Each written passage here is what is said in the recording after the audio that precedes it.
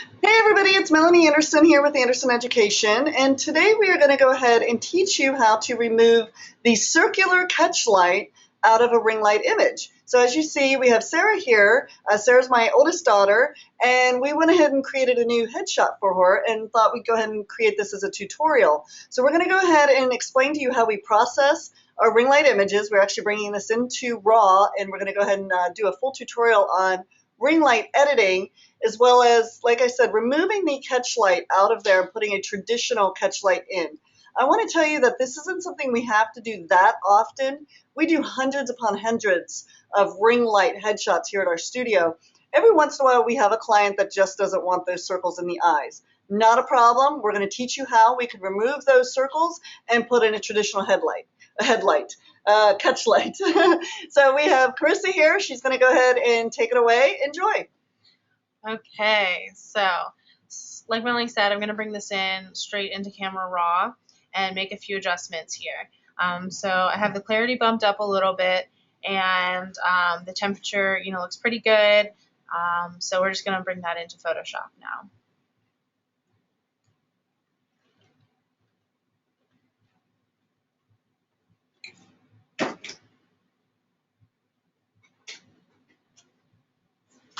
And I'm going to go ahead and crop it to 11 by 14 by 300.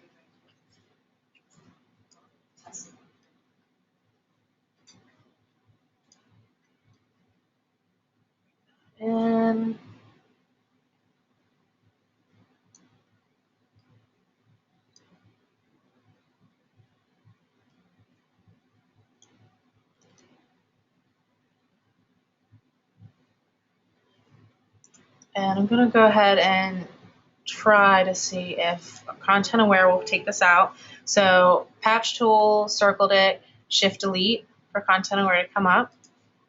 Hit OK. And that didn't do such a great job. So what I'm actually going to do is just clone or select the area over here and duplicate that. So copy and paste.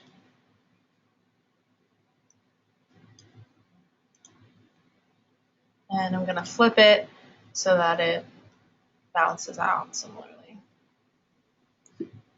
And then I'm just going to take a layer mask and blend it in.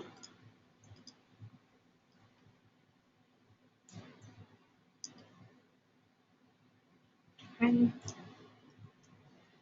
Flatten that. Now I'm going to go ahead and do a portraiture filter on her. So we use imagonomic portraiture for skin softening. Zoom in. And that does a pretty good job. I could adjust the opacity here, but I think it looks pretty good. So hit OK.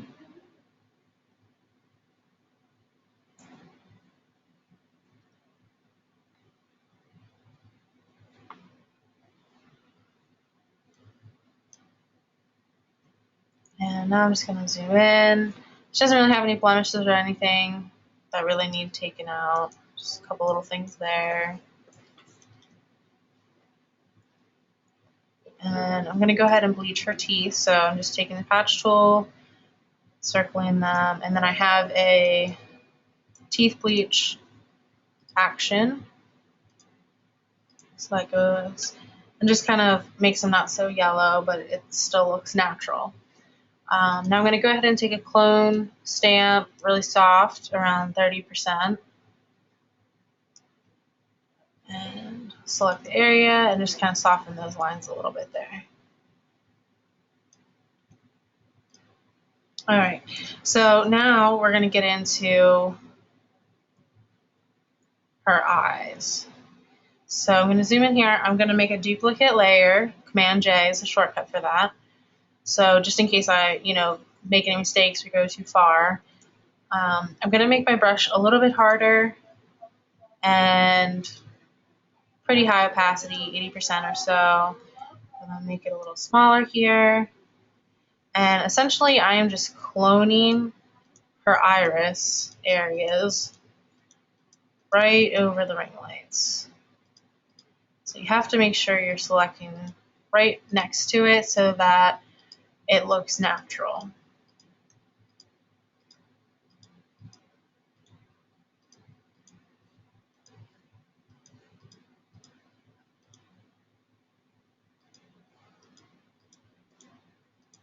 going around here.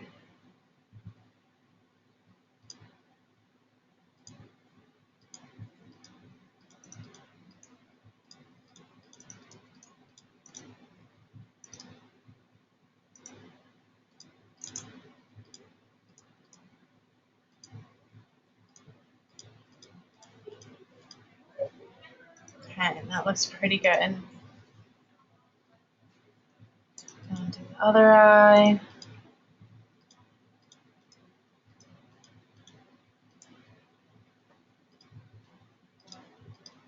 So I'm just cloning the iris right over top of the ring light.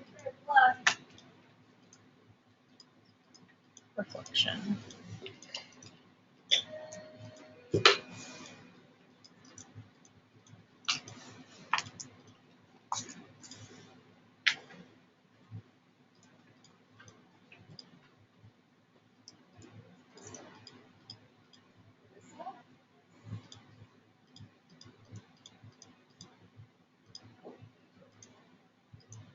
Alright, now I'm just going to take my patch tool and just kind of drag out some of those lines that were created just to kind of help blend it into her natural colors there. You don't want it too soft, you know, you don't want it too blurry. You want to try to maintain the texture within the iris.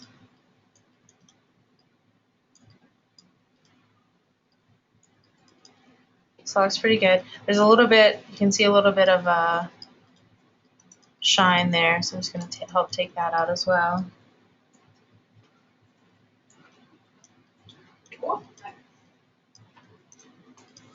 Alright, so now I'm going to go ahead and you can see how that looks so dead and lifeless.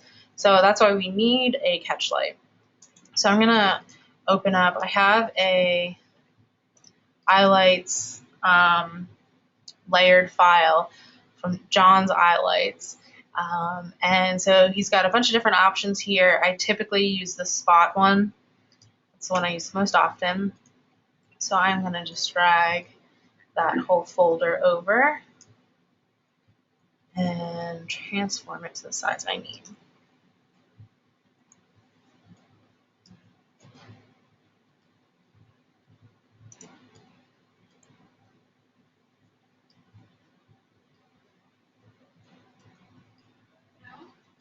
So I'm looking for the reflection to be, you know, the shape of her eye. Now the spot obviously is on her eyelid. So I'm just going to move the spot, so it's a layer. I'm just going to move that a little bit. You know, it looks like a beauty dish. I'm going to lower the opacity. And then the intensity of this one is a little bright, and the refraction. So you can see I'm just kind of playing with it to make it a little bit more natural. And I'm going to move the intensity a little bit.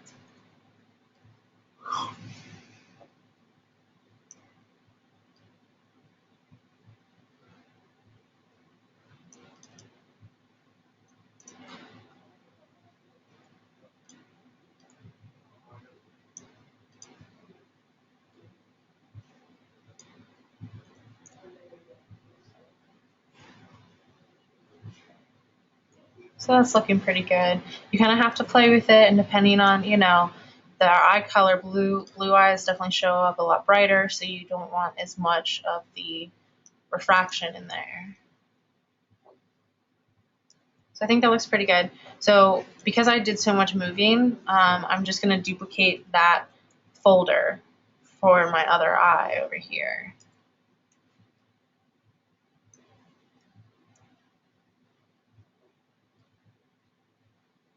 And so I'm just going to line it up. You want to make sure that you don't adjust the angle at all. You know, if I were to adjust the angle and then the spot's like over here, then she'll start to look like bug-eyed. We want to make sure that we maintain the, you know, if this was an actual beauty dish, you know, where would it show up in her eyes? So just thinking about that. And it's always good to zoom out to kind of get a better perspective on that. So that looks pretty good. So here's a little before. You know, we got the ring lights. And then after, with a little bit more natural, looks pretty good. So to continue to finish off this image, now on top of this, I'm going to do our eye sharpening action. Now you may have seen this with some of our other post-production videos. If you haven't, you should go watch those as well. But this action essentially, and I'm just gonna open it up in here. This action, Naomi Angel Eye Enhance, is going to help sharpen and define her eyes.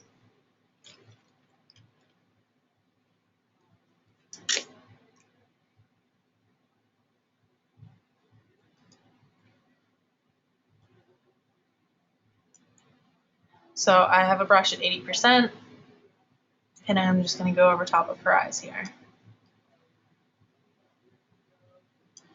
And I'm going to do a little bit of darken and define. Opacity. So that really helps make them pop as well. So you can see that there. That looks pretty good. So I'm going to go ahead and flatten that. I'm going to do, as soon as that loads, for our Ringlight portraits, a lot of times we do add texture. So I'm going to open up my Florabella textures here. And I think for this one, we're going to try this Brush Topaz texture. So I'm just going to set that to soft light. That looks pretty good. So I'm just going to do a layer mask and brush away the areas that we don't want texture on, such as her face and hair.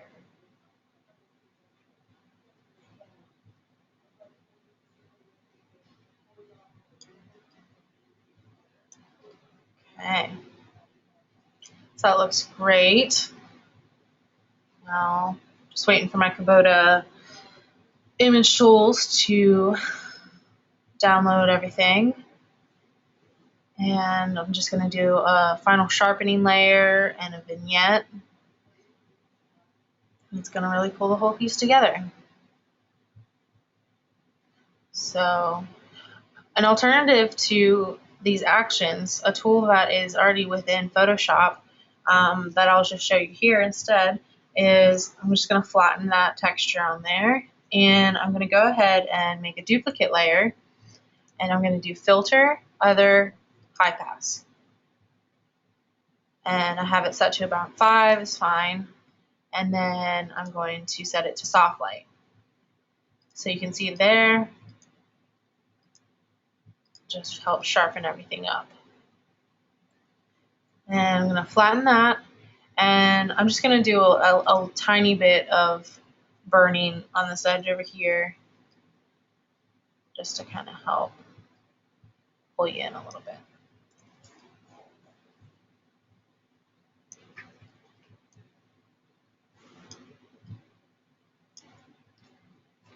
And that looks pretty good.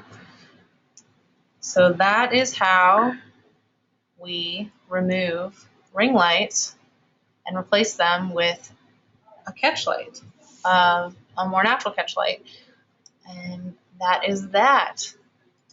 Thank you so much. Please feel free to reach out to us on the education page, send us a message or email if you have any questions or if there's anything else we can help you with. Thanks, guys.